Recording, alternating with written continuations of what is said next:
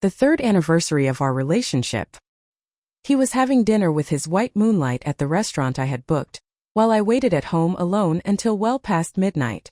On the coffee table sat a cake, one I had driven across town specifically to order the day before. I waited for hours until the delicate buttercream had melted into a sad sugary puddle, the cake a collapsed messy ruin. That's when Rhys finally returned.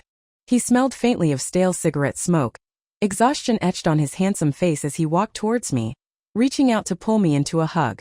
I flinched away from his touch, my gaze steady and calm as I met his startled eyes. "Rhys," I said, my voice flat. "Let's break up." Rewinding 3 years, I would never have dreamed that the words break up would come from my lips.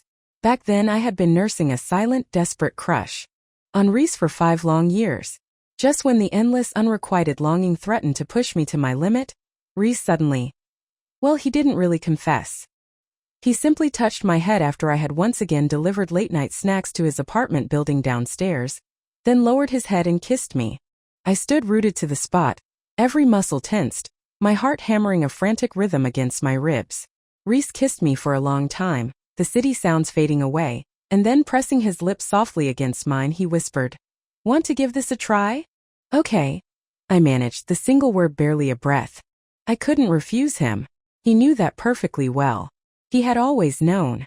It wasn't until the 2nd month of our relationship that I learned his timing wasn't a coincidence. He had chosen me because his white moonlight, Isabella, had just gotten engaged. Rhys and I were high school classmates. In our 2nd year, due to the science/art split, he was moved into my class and assigned as my desk mate. I was hunched over my desk, silently reciting a text when a shadow fell over me, blocking the sunlight streaming through the window. I looked up instinctively, meeting a smiling face with a slight curve to his lips. "Hey, need me to squeeze by?" He was so tall. That was my first thought. Truthfully, Rhys was undeniably handsome. His skin was pale, almost cool-toned, his features sharp and well-defined, with long, thick eyelashes that girls envied. Even in freshman year, rumors circulated about senior girls leaving him love letters. Just 2 weeks after he became my desk mate, someone asked me to discreetly place an entire box of chocolates in his desk drawer. At the time, my grades were average, my appearance unremarkable. The only thing I could possibly call a strength was my athletic ability. Every year at the school sports meet, the 3,000-meter long-distance race was my event. When I trained, Rhys would sit on the sidelines, head bent over a notebook, sketching. After I finished running, gasping for air, he'd lean over with a look of genuine surprise. "Evelyn, how can you run so much?" I stood bent over, hands on my knees, trying to catch my breath. After a long moment, I finally managed to answer. "To lose weight." Yes, to lose weight. The summer after the middle school entrance exam, I ran 5 kilometers every day under the scorching sun, finally reaching a normal weight by the first day of high school. Just like after school started, I had to study relentlessly, attend every class diligently, and do countless practice problems just to maintain a position in the upper middle of the class rankings. In my long, unremarkable life, fate had never granted me any special favors. But Rhys was different.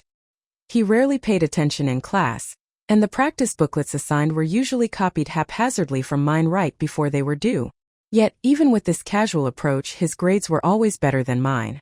As for when I truly realized I was in love with Rhys, it was probably at the class reunion after the college entrance exam. The KTV room was dimly lit, and, after just half a glass of beer, I felt dizzy and unsteady. I stumbled out to the rooftop for some fresh air, only to find Rhys standing there smoking. He met my startled gaze, a smile playing on his lips. "We've graduated now, Evelyn. You can't tell me what to do anymore." The night was hazy, and the rooftop was lit only by a single dim hanging lamp. In the faint glow, his lips curled upwards, his eyes holding a kind of mischievous, childlike quality unique to youth. In that moment I felt my heart pound wildly. A seed, planted deep within me at some unknown point, finally broke through the soil. The college entrance exam results came out quickly. I had performed exceptionally well, squeezing into the top 100 students in our year. I applied to a technical university in the same city as Rhys, and was accepted. It was the first impulsive decision I had ever made in my otherwise meticulously planned life. College military training was particularly rigorous. By the time it ended, I was not only significantly thinner but also deeply tanned. On the afternoon after the final review ceremony, I took the subway to Rhys's university, hoping to invite him to dinner. But at the south gate of his campus, I saw him kissing a girl. She wore a short, flowery slip dress, her hair in pigtails, and her skin was incredibly fair, almost translucent, as if untouched by the brutal summer sun of training. She radiated light and beauty. I fled that place almost in a panic. That girl was Isabella. Sometimes divine favoritism is utterly senseless. For instance, though I knew Rhys first, Isabella only needed 20 days to become the cherished white moonlight in his heart, a position she held for many years to come. Or how the world contains girls like Isabella, blessed with superior family backgrounds, looks, and personalities. And then there are ordinary people like me, unremarkable, easily lost in a crowd. I never truly understood the tangled mess between Rhys and Isabella. They seemed to break up and get back together countless times. Each time I thought I finally had a chance, they would reconcile. In my second year of university, I started learning how to do makeup. I bought a complete set with money saved from part-time jobs, and it took me a long time to learn how to subtly conceal my facial flaws. I scheduled a date with Rhys in advance, planning to go to Disneyland together. That morning I woke up early, carefully applying makeup for a long time, trying to make myself look just a little bit better. When I arrived at the subway station by taxi, I found two people already standing there. Rhys and Isabella. Isabella smiled sweetly. "Oh, don't mind me. We're just friends now. I've wanted to go to Disneyland for ages, so I'm just tagging along with you guys. You don't mind, do you?" I shook my head numbly, watching her naturally beautiful face lean close to mine. She reached out and plucked something from my cheek. "Sister, you have glitter on your face." The entire day I trailed behind them, carrying a pile of Isabella's miscellaneous belongings. She was a very lively girl, buying lots of Disney merchandise from the shops. She wore a Stellaloo headband and dragged Rhys around to take photos of her everywhere. After getting off the Tron ride, Isabella bought an expensive Mickey Mouse ice cream cone, then turned and asked if I wanted one. "No thanks, I don't really like sweets." The truth was, it was expensive. A weekend ticket cost me a week's worth of part-time work money. A 50 yuan ice cream was well over my budget. Isabella nodded indifferently and walked off. The parade was about to start, and she wanted to get there early to secure a good spot. I lowered my eyes. A moment later, just as I was about to follow, a Mickey Mouse ice cream cone was suddenly held out to me. Following the long, attractive hand upwards, I met Rhys's clear eyes. He ruffled the top of my head with his other hand. "Take it. Just enjoy yourself while we're out." I held onto that ice cream cone for a long time, until it melted messily in my hand. That night, during the fireworks show, as the music swelled to its peak, Isabella suddenly turned, looped her arms around Rhys's neck, and kissed him. Rhys didn't push her away. Standing beside them, I felt as though I had lost the ability to breathe or speak. I don't know how long it lasted. When they finally broke apart, Isabella turned to me, looking slightly embarrassed. "Sorry," she said. "Couldn't help myself. I had learned makeup, learned to play video games, learned about unfamiliar brands of perfume and headphones, plucked up the courage to ask Rhys to Disneyland, trying to step into his colorful world and get closer to him. And with 4 simple words, she had defeated me. Couldn't help myself. I must have been lost in memory for a long time.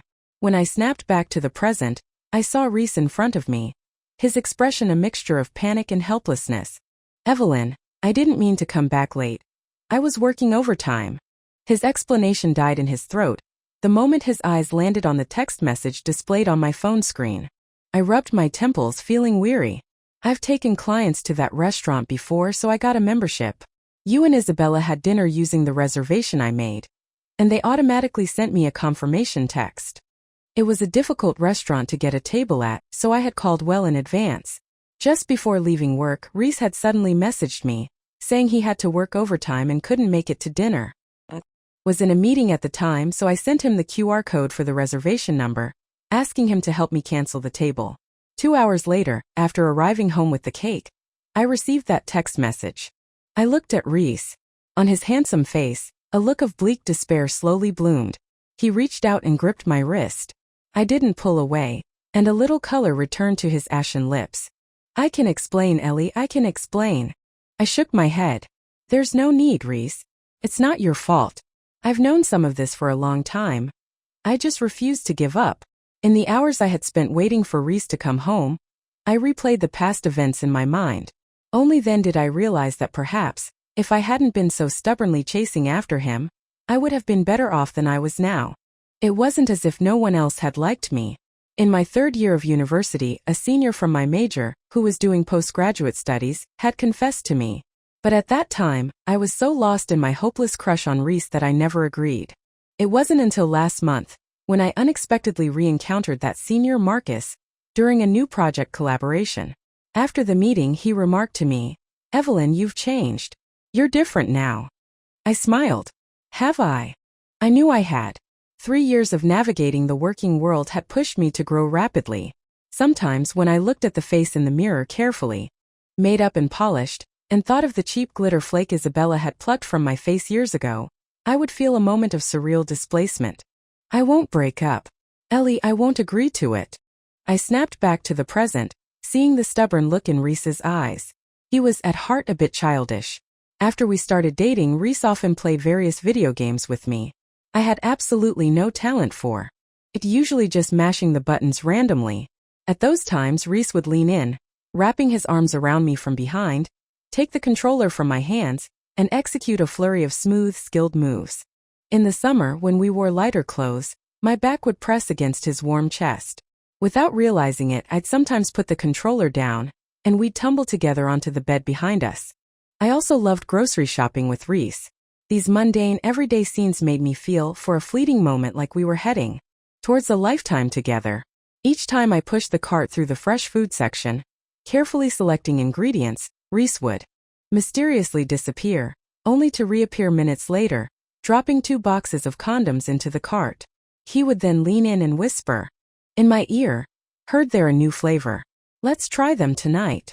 And then he'd grin with that boyish pride at my flushed face. Early on, I had thought about marrying Rhys, but every time I brought it up, he would smile and smoothly change the subject. Eventually, I stopped asking. It wasn't until 2 months ago, chatting with a university classmate, that I learned Isabella still hadn't married. Only then did it dawn on me. He was only with me to make the years he spent waiting for Isabella to return a little easier.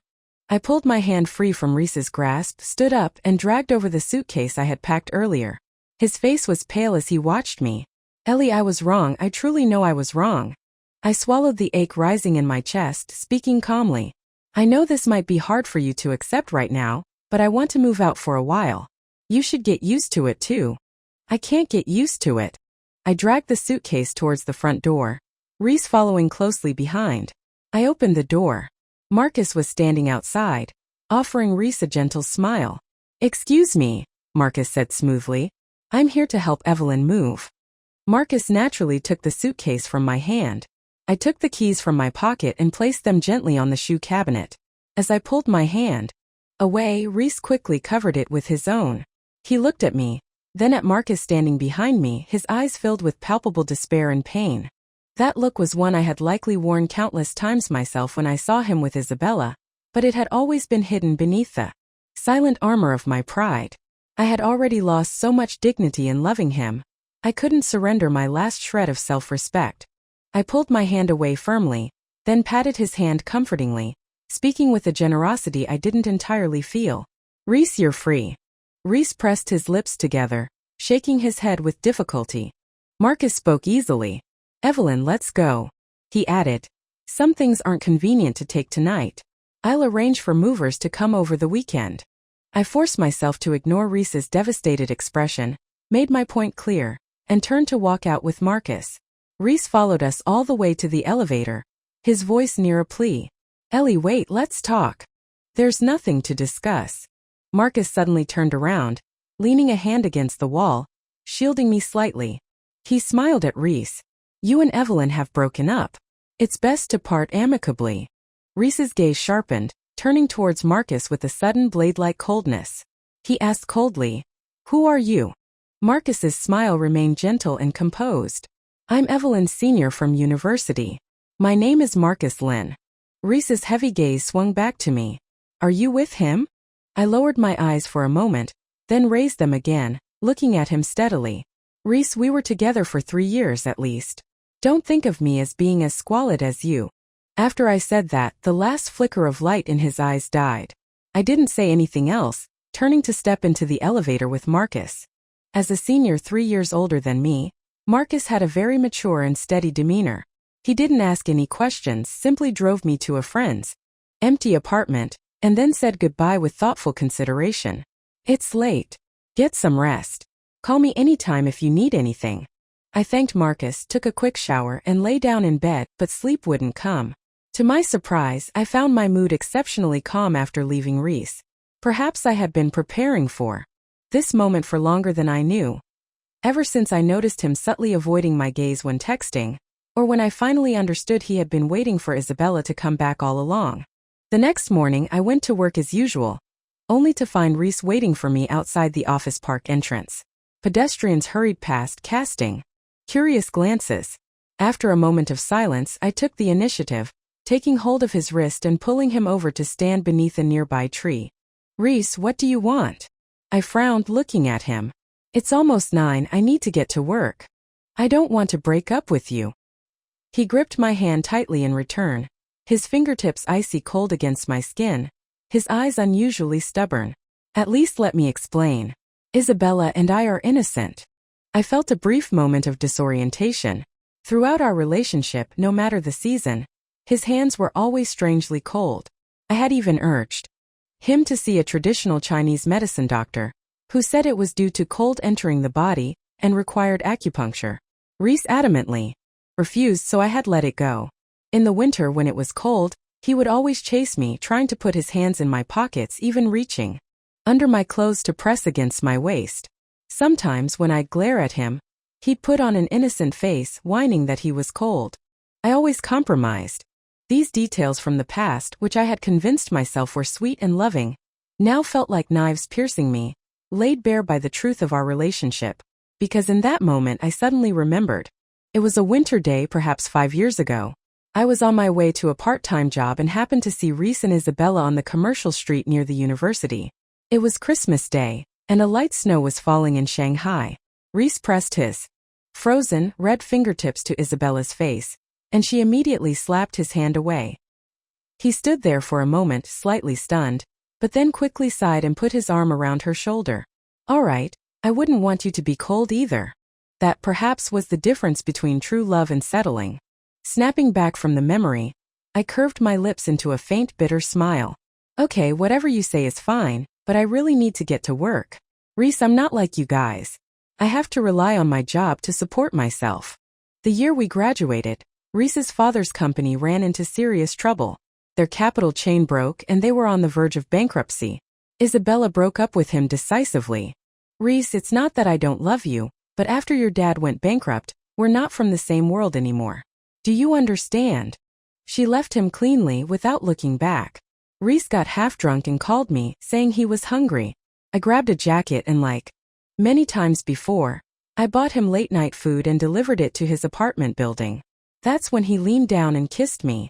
Later, Rhys's father scrambled to raise financing and used all his connections to secure 2 large new projects, managing to weather the most difficult period. After that, Rhys naturally joined his father's company and began handling projects. Rhys was excellent at his job, and his father had even said he would gradually hand over the company management to Rhys after he got married. Perhaps the current Rhys could finally be considered worthy of Isabella? Rhys's lips trembled slightly, as if he wanted to say something, but ultimately, no words came out. He just let his hand drop in defeat. Evelyn. Marcus's gentle voice suddenly sounded behind me. A second later, he walked up beside me and casually placed an arm around my shoulder. We should head in. I brought you breakfast.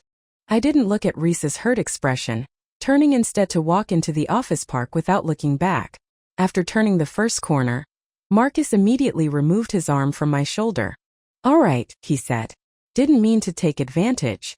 Just a tactic. But Evelyn, I can drive you to work from now on. My apartment building is only 300 meters from yours.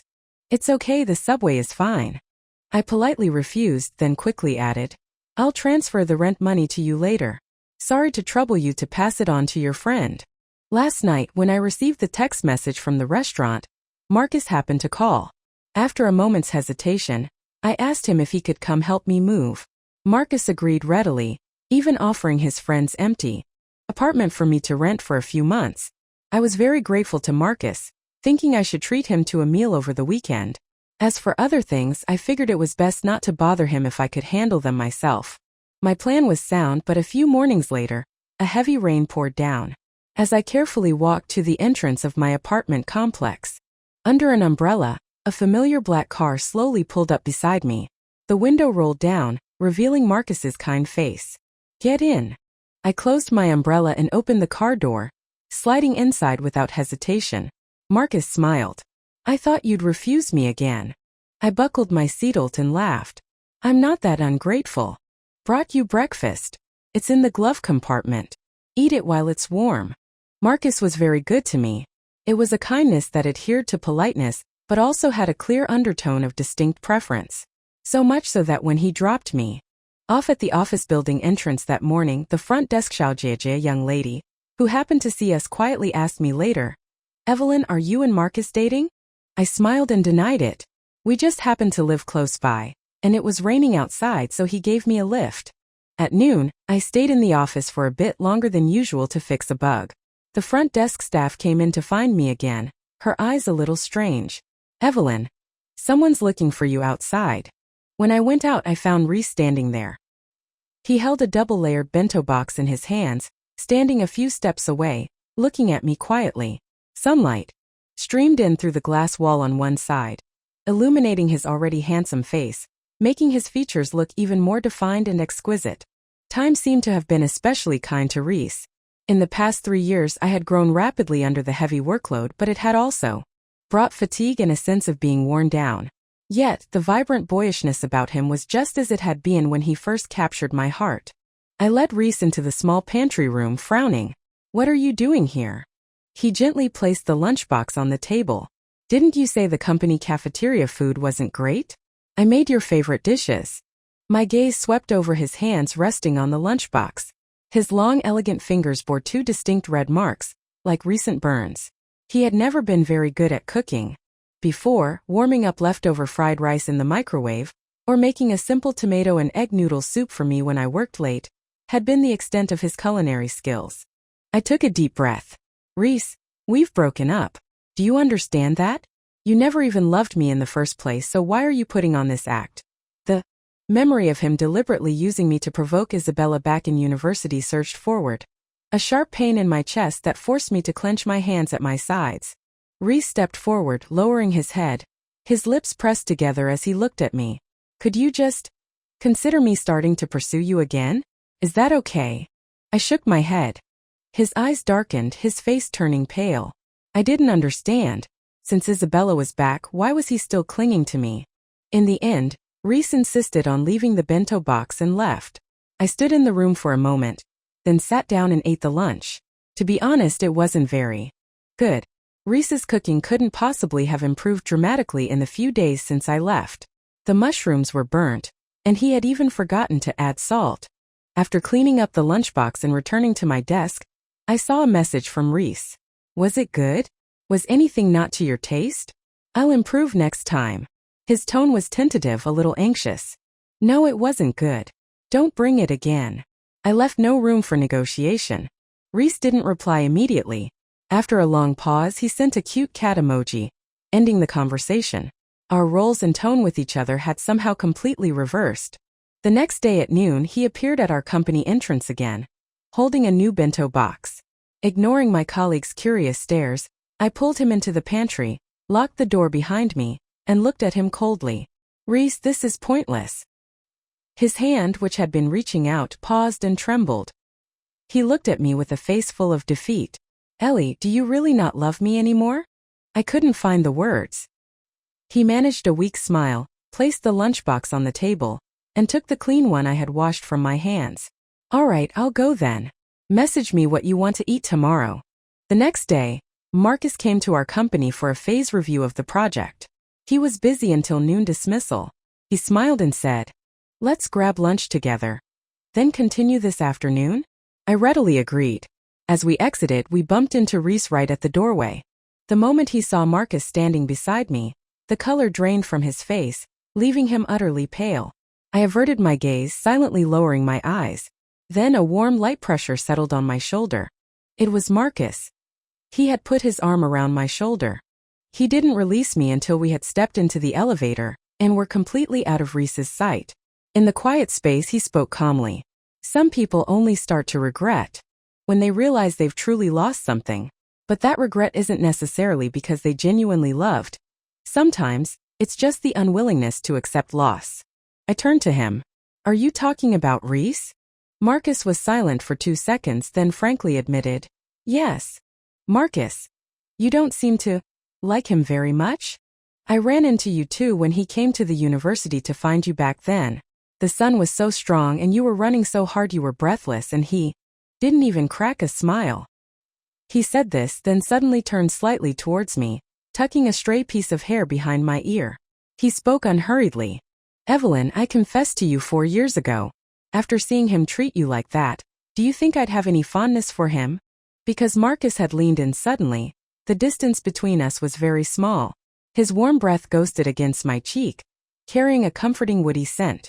I pursed my lips, about to speak, when the elevator chimed. We were on the first floor. Marcus sighed softly, a hint of regret in his eyes, but he straightened up politely. Never mind. Let's go. By the time we returned, Rhys was gone. There were no messages from him on my phone either. He seemed to have vanished from my life as quietly as he had entered it, in a way. Sometime later, I occasionally heard from Maya, a former high school classmate, that there had been an issue with Rhys's family company's new project. He had worked around the clock, and with Isabella's help, they finally resolved it. Rhys's father was apparently very pleased with her, and was considering arranging an engagement between their families. I stared at the message on my screen, momentarily lost in thought. It wasn't until Maya sent a string of emojis and then asked cautiously, Evelyn, are you okay? That. I snapped back. I'm fine, just went to get my charger. That's good news, right? After all, Rhys was already planning how to propose to Isabella back in university. But, aren't you sad? I remember you and Rhys were still together just a month ago. My fingers trembled violently on the screen. I lowered my eyes and replied, Oh, we broke up a while ago. Perhaps sensing the awkward atmosphere, Maya quickly changed the subject, mentioning a high school reunion happening the next weekend, inviting everyone currently in Shanghai, and asking if I wanted to go. You can bring a +1, she added. First, I didn't think much of that reminder. It wasn't until the morning of the reunion that Maya suddenly told me Isabella might be coming with Rhys. I bit my lip, initially wanting to tell her I wouldn't go. But just at that moment, Marcus rang my doorbell. Driven by some subtle impulse, I tucked my phone into my pocket the moment I opened the door. I looked up at him. Marcus, are you free today? Marcus readily agreed to accompany me to the reunion. He even went home and changed into a more formal outfit. As we approached the entrance of the hotel private room, his steps paused slightly. He turned his head and suddenly linked his arm through mine. Let's go, he said, giving me a playful wink. The moment we stepped inside, I saw Rhys sitting at the table, with Isabella sitting very close beside him. I hadn't seen Isabella in 3 years. Meeting her gaze, which held unconcealed hostility, countless fragments of past memories flooded my mind, creating a strange sense of absurd dislocation. Evelyn, a girl with a short bob haircut, enthusiastically greeted me. Matching her face to the selfies I'd seen on her social media, I quickly recognized her as Maya. Wow, Evelyn, you really have changed so much. Her gaze swept over my face, then lingered on Marcus beside me, a spark of interest entering her eyes. And this is... I'm Evelyn's friend, Marcus, Marcus said with a slight smile, extending his hand. You can also consider me one of Evelyn's suitors. He spoke those words with a slightly raised voice. The room fell silent for a moment, and then everyone's gaze turned towards us. The most piercing was Rhys's dark, intense stare. That look was what I used to dread most. In senior year, I answered a math problem incorrectly because my mind wandered. The math teacher, who was in a bad mood, yelled at me for 5 minutes, pointing his finger. The sympathetic or mocking stares from the surrounding students made me feel like I was sitting on pins and needles. It was Rhys who had stepped up then. He stood up lazily, walked towards the classroom door as if no one else existed. then turned back with a look of feigned surprise at the teacher's disbelief. "Oh, forgot to mention, teacher. I'm going to the bathroom." Now, I was completely different from the timid, insecure girl I was in high school. Snapping back to the present, I found those familiar eyes were now very close. Marcus stepped half a pace forward, subtly drawing me back slightly, and was the first to extend his hand to Rhys. Rhys ignored him, his gaze fixed solely on me. His voice was hoarse. "Evelyn, do you really have to avoid me like this?" I pursed my lips, saying nothing. Sensing the awkward tension, Maya quickly squeezed between us, changing the subject with a smile and leading us to sit at the table.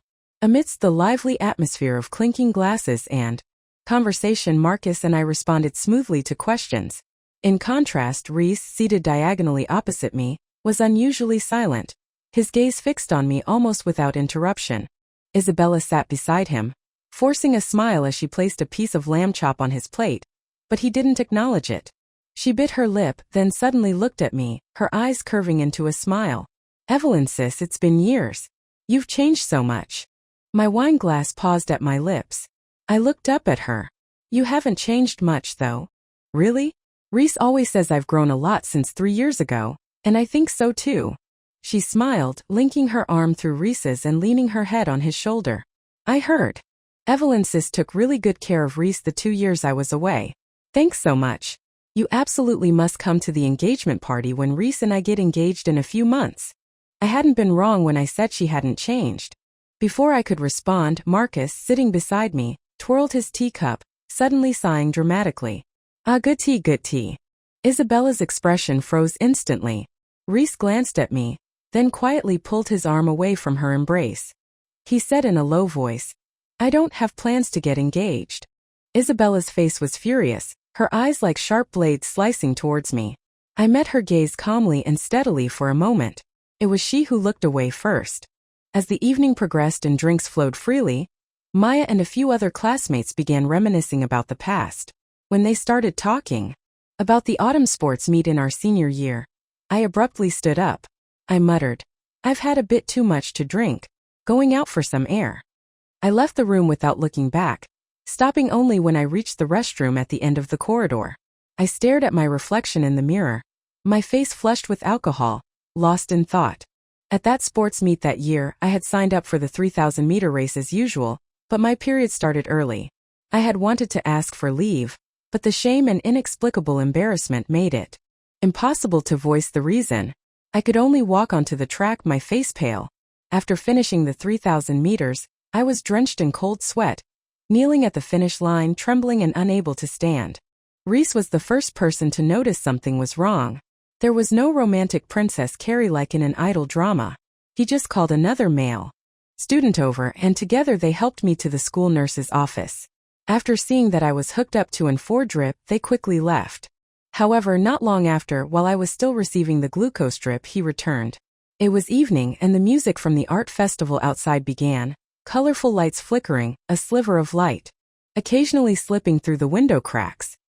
He just stood by the hospital bed, a hint of his usual lazy, casual smile on his lips. I asked him softly, "Why aren't you watching the performance?" "Same old stuff every year, what's there to see?" Rhys pulled up a chair and sat down, then glanced up at the 4 bag. "Just worried you'd be bored alone. Came to keep you company."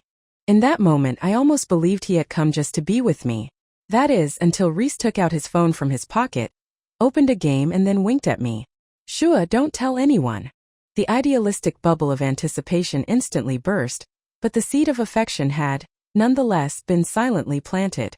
I turned on the faucet, scooped up a handful of ice-cold water, and splashed it on my face. The tipsiness gradually faded. As I stepped out of the restroom, a familiar figure stood by the window watching me intently. It was Rhys. I twitched my lips into a smile and turned to walk away, but he stepped forward, blocking my path. "Evelyn, you have to at least give me a chance to explain," he said, as if afraid I would interrupt him again, then quickly continued. "That night I was just about to cancel the reservation when Isabella suddenly called, saying she needed to talk urgently and required a private place. All the restaurants nearby were full and I didn't want to go to her place or a hotel, so on impulse I went to the private room you booked. I swear nothing happened." "Rhys, what's the point of saying this now?" Since you're getting engaged, why don't you just be with her properly? I'm not getting engaged. Rhys suddenly reached out and blocked me, trapping me between his arms. Evelyn, she was the one who went to my father to talk about collaboration. Later, I found out that her family might have been involved in the incident 3 years ago, when my family almost went bankrupt, so I played along. The urgency in his eyes was unconcealed. I was strangely detached, finding that my mood remained completely unaffected. Rhys, I began slowly, each word distinct and clear. Even if that night was a misunderstanding, were all the years before that also a misunderstanding? Rhys's eyelashes fluttered violently. Back then, you repeatedly used me to provoke Isabella, make her jealous, and then she'd come back to reconcile with you. You were with me for 3 years and never once mentioned marriage. Wasn't that because you were waiting for Isabella? As I spoke, a heavy weariness suddenly settled over me, mixed with scattered pangs of sadness. I took a last look at Rhys, who was unable to speak, then firmly pushed his arms away and walked away without looking back. Marcus was waiting for me by the elevator. I walked up to him and said softly, "Marcus, let's go back." After returning home, Maya finally told me that the so-called class reunion had actually been organized by Rhys behind the scenes. He said there was a misunderstanding between you two, and you weren't willing to see him alone, so he wanted to use this opportunity to explain things. Maya's voice was full of apology. I paused for a moment, then said, "It's okay." As for why Rhys wanted to explain things to me but still brought Isabella to the reunion, it no longer mattered. Because when he was explaining that the incident that night was just a misunderstanding, I suddenly realized that I wasn't just breaking up with him because of that one event. I had spent the entire night waiting for him to come home, going over the past years from high school until now, reflecting bit by bit.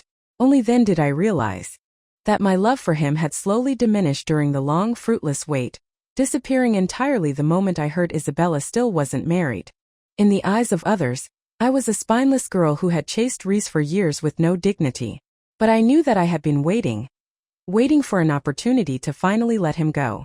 After returning from Disneyland that time, Rhys and Isabella, who had been broken up for 2 months, got back together. He posted a photo on his social media feed. A selfie of the two of them in front of the Disney castle with the caption, "After everything, it's the people who are meant to be together that fit best." I was actually in that photo too, in the corner, blurred out by a cute puppy sticker. I stared at that post for half an hour, then tapped his profile picture and blocked all his future updates. Later, I threw myself into my studies, participating in competitions, earning scholarships, and filling every day to be as busy as possible. But only I knew how, every night, I would repeatedly dream of Rhys after falling asleep.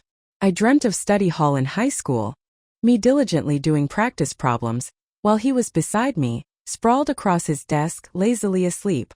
When the dean came for inspection, I'd nudge his arm with my pen, and Rhys would quickly sit up, grab his pen and pretend to scribble furiously on a scratch pad. Back then I had asked him, "You wake up with just a poke, were you even asleep?" Rhys glanced at the door, saw the dean had left, and lazily flopped back down. "Yeah, but not completely. Can't you just do your homework yourself for once?" "Can't. Doesn't matter anyway. I'll still score higher than you."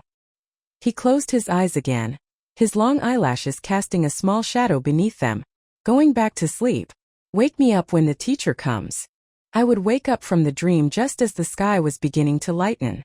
In the steady, deep breathing of my roommates, I would quietly climb out of bed and take a delicate, soft-covered notebook from my bookshelf. Before graduation, writing these kind of message books was popular in our class. I bought this notebook at the school's small supermarket, had several girls write in it first, and only then, pretending it was casual, handed it to Rhys. After finishing a game, he lazily wrote 8 characters, "Chancheng Thujin, may your future be bright. Oyi Changcun, may our friendship last forever." It was with these scattered fragments of memory that I stubbornly, one-sidedly loved Rhys for 4 years throughout university. His personality was too similar to Isabella's. Whenever they had a falling out, Isabella would deliberately go out to dinner with other guys, and Rhys would contact me. "Deskmate, want to go see a movie?" Then, within 2 days of him posting the movie ticket stub, they would reconcile, and Rhys would stop contacting me. Occasionally, I would have a moment of clarity, realizing that I had gradually become excellent through my efforts, learned makeup, secured good internships, and achieved an outstanding GPA, Yet I still couldn't let go of my feelings for Rhys. Or perhaps, from that point on, Rhys had become a kind of obsession for me. The part of me that was fixated on loving him and the rest of me were completely separate, yet paradoxically intertwined. After finally getting into a relationship with Rhys, I was ecstatic, bending over backwards to accommodate him. After graduation, I really wanted to learn how to dance. I had even done thorough research and picked out a suitable dance class. But Rhys wouldn't let me go. He wrapped his arms around my waist, burying his face in my shoulder, asking in a voice that was almost a plea, "Don't go, okay? Ellie, you already work such long hours, I just want to come home and be with you." I agreed. Shortly after returning from the class reunion, I enrolled in the dance class I had researched 2 years prior. On every night I didn't work late, I practiced until I was drenched in sweat before going home. Whenever he had free time after work, Marcus would give me a ride there and then we'd have dinner together. At first I was a bit uncomfortable until he said, seemingly helpless, "At least give me a chance to pursue you, okay?" Slowly, I seemed to get used to him picking me up and dropping me off. That evening, after finishing my stretching and flexibility exercises, I stood alone in the empty dance studio, looking at myself in the mirror. I suddenly noticed the increasingly obvious changes in my body. Not just the physical changes from dancing, but in my whole self. I didn't know when exactly, but the past humility and timidity had peeled away, left far behind me. My teenage weight gain had left me with a decade of insecurity. After finally losing weight through that summer of running, I didn't drink a single sugary drink throughout high school. For someone like me, I had to cherish everything I had painstakingly gained just to reach the same starting line as others. Now, my career success allowed me to afford things that were once out of reach, things I used to value excessively. I had become confident, composed, and graceful. This transformation gave me a solid foundation, making even the man I had once loved down to my bones feel less important. I had become a better version of myself, and I had enough confidence to welcome the next serious, equal relationship, whoever that person might be. When I left the studio, Marcus was sitting on the bench by the door, waiting for me. As I put on my jacket, I turned my head to discuss dinner plans with Marcus, but then I saw Rhys standing by the escalator and suddenly stopped. He saw me too. His gaze swept over me and landed on Marcus beside me, and his face slowly turned pale. After dinner, Marcus drove me home as usual. When the car stopped at the entrance of my apartment complex, he didn't just tell me to get some rest like before. Instead, he got out of the car with me. The dim yellow streetlight cast shadows on his handsome face, outlining its contours. Under his deep, steady gaze, the usual polite small talk simply wouldn't come out. "Evelyn," Marcus said seriously, "do you still love him?" "No." "Then, do you love me?" I couldn't answer. Okay, there wasn't a look of disgust. That means there's at least some level of positive feeling. He didn't seem upset by my hesitation, instead the corners of his lips lifted slightly. "This is the second time I've confessed to you. It still didn't lead to anything, but I have a feeling that maybe the third time you'll say yes." I couldn't help but say, "Actually, Marcus, your circumstances, everything about you is excellent. You don't need to waste your energy on me. And honestly, from the very beginning, I never understood how you could like me. Because during that time I was researching for a project in the library, and every time I'd see you in the same spot on the 4th floor, either coding or studying. I didn't understand, but there were plenty of people in the library who were studying harder than me. But only you and I are the same kind of people," Marcus said softly. "Because our starting points were lower than average, we had to put in so much more effort to catch up, even surpass others. To achieve that result, I would give my all in the process. You are the same way." In my silence, he smiled gently and patted my head. "All right, don't put so much pressure on yourself. You can continue to interact with me the way you always have, in a way that's comfortable for both of us. I'm leaving now. You must be tired after your stretching tonight. Get some rest early." However, I couldn't rest early, because after returning home, I had just finished showering and drying my hair when I received a call from Rhys. He seemed to be at a bar. The background was noisy, and he sounded completely drunk, slurring his words.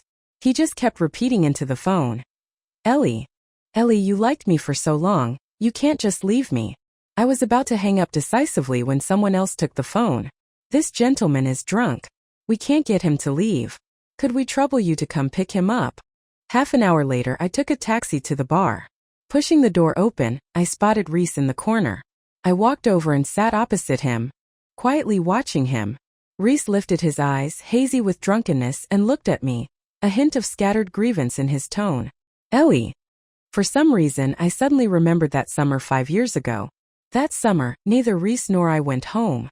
The difference was that I was doing a summer internship while he, after breaking up with Isabella, went to a bar alone, got half drunk, and then called me. That was the first time I had ever lost my temper with him. I lectured the drunk Rhys, then awkwardly half carried, half supported him to his dorm building downstairs. Only after his roommate took him inside did I scan a shared bike and cycle back. By the time I got back to my dorm, it was 3 in the morning. It wasn't until the next evening, after he had completely sobered up, that Rhys called to ask if I had gotten home safely after being out alone late at night. It was only later that I realized, had it been Isabella, he would never have let her come pick him up in the middle of the night and then cycle back alone, risking her safety. That was the difference between being liked and not being liked. I took a deep breath. Rhys, you're 25 years old now. I'm very busy too, and I don't have time to chase after you like I did in university anymore. Besides, you know perfectly well we don't have any relationship now. The hand Rhys held the beer bottle with froze on the table. Maybe you don't remember. That time you were drunk and called me on the way back after I took you home. You hugged me and said you liked me. The next day you called me again and said you were drunk and had mistaken me for someone else. I smiled faintly. Of course, back then I had no self-respect, so after the initial sadness passed, I went right back to chasing after you. But I can't be without dignity forever, Rhys. You know perfectly well that I don't love you anymore. Perhaps those words were too harsh. Rhys seemed to be nailed to the spot, even his breathing slowed. I stood up first. Let's go. Did you drive here? I'll take you home. As I walked towards the door, I heard Rhys say behind me, Ellie, I truly know I was wrong. Please just give me a chance to make it up to you. My steps paused and then I shook my head. It's too late. The following week, I specifically took a day off and went to Disneyland by myself. My current salary was more than enough to easily afford the VIP ticket I couldn't have bought before, and any piece of merchandise. Bought a Stellaloo headband in a shop and put it on, looking at myself in the mirror. Beneath the fluffy rabbit ears was a face with meticulous makeup, a calm expression and steady eyes, looking utterly out of place. But I walked out wearing that headband anyway, carrying a large Duffy shoulder bag. I rode the carousel, the Tron Lightcycle Power Run, and finally holding a Mickey Mouse ice cream cone. I stood at the very front to watch the parade. Things that were once incredibly precious to me, things I had to cherish immensely, could now be obtained with almost no effort. I squeezed out of the crowd watching the parade and stood by the side of the road, eating my ice cream, watching from a distance. I thought of many past things, the ice cream I held onto for so long that eventually melted messily in my hand, Isabella and Rhys running along with the parade floats, cheering, that kiss under the fireworks that they couldn't help themselves from.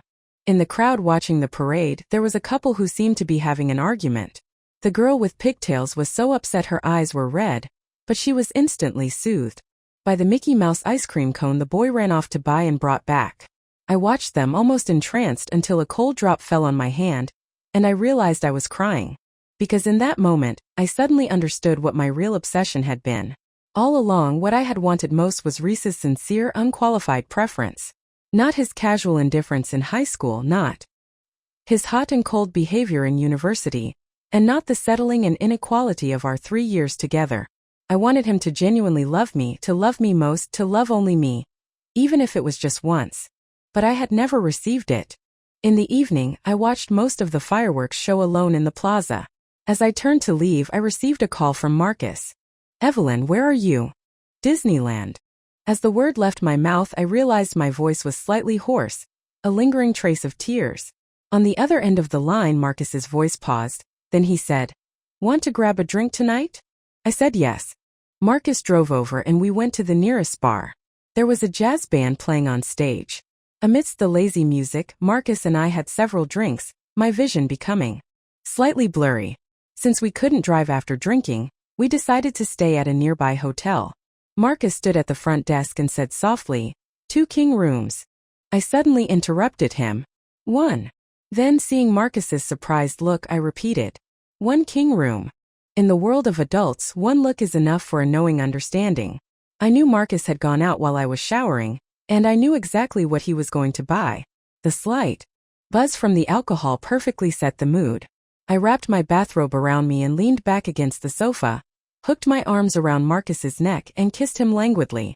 Marcus responded gently, his hands on my shoulders slowly trailing downwards.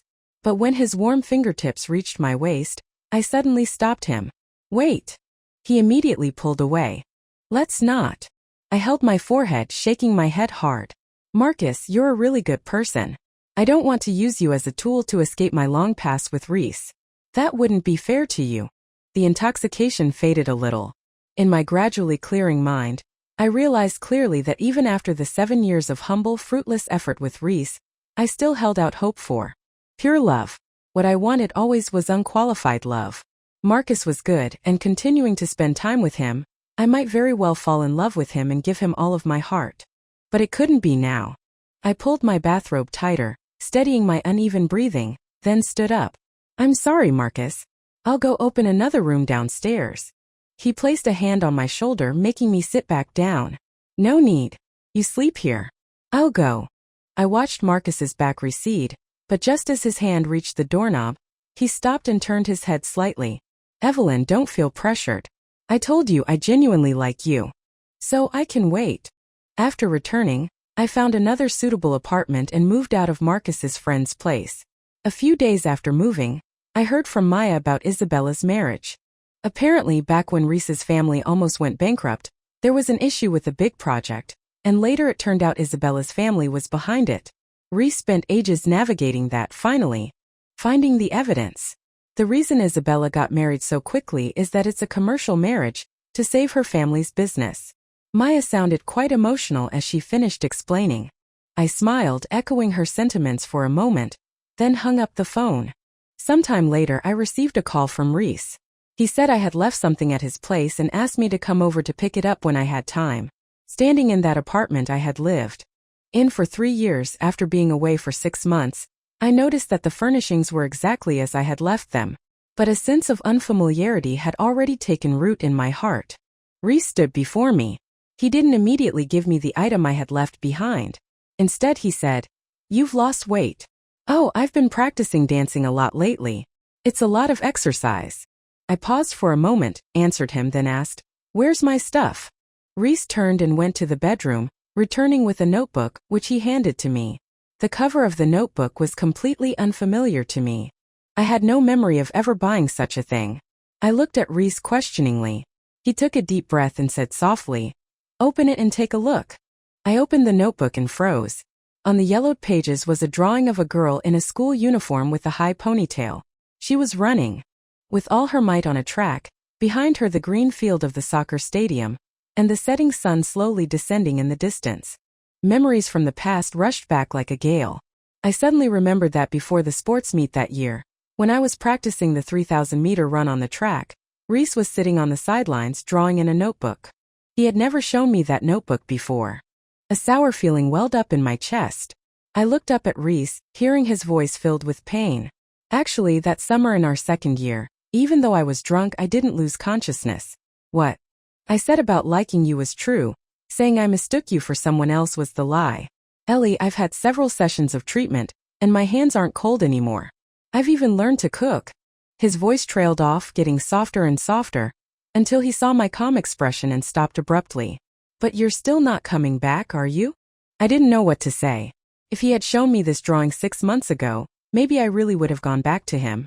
But in the past 6 months since I left, I had come to understand. My life had always been unremarkable, my family poor, my looks plain, and I wasn't particularly clever. For the ordinary, insecure me of the past, the effortlessly charismatic and outstanding Rhys appearing in my life at 16 felt like he could easily obtain everything I wanted without even trying. Back then I envied him immensely, desperately wanting to become like him. As time went on, he wasn't just the person I loved. He was the kind of brilliant person I most wanted to become in my heart. So I chased after him for 7 years, even crushing my own pride, just to stand by his side.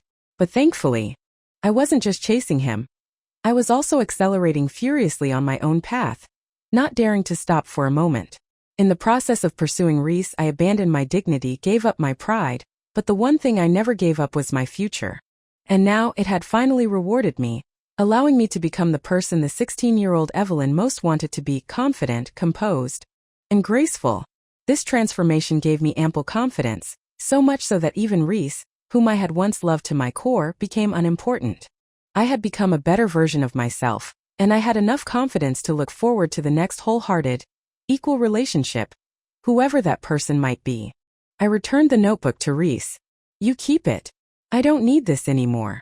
Rhys lowered his eyes. "Do I have a chance to pursue you again?" "Rhys, dwelling on the past is pointless." I patted his shoulder. "If you really loved me, you had countless opportunities to tell me over the past 7 years, but you never did. Being so persistent now is nothing more than an unwillingness to accept losing me." "It's not." Rhys looked desperate to argue, but I held up a hand, cutting him off. "I have to go. I have dance class soon." With that, I walked out of Rhys's apartment without looking back. Rhys didn't stop me again. But after I got out of the elevator, I received a message from him. "At least don't delete me." I smiled as I looked at the message, then put my phone back in my pocket. On the way to dance class in the taxi, the driver was listening to the radio. A woman with a gentle voice was speaking. "If you had the chance to meet your 18-year-old self, what would you say to her?" I stared out the window at the scenery rushing past, feeling a little lost in thought. What would I say? Perhaps I would tell the 18-year-old Evelyn, instead of chasing the light, become a star yourself.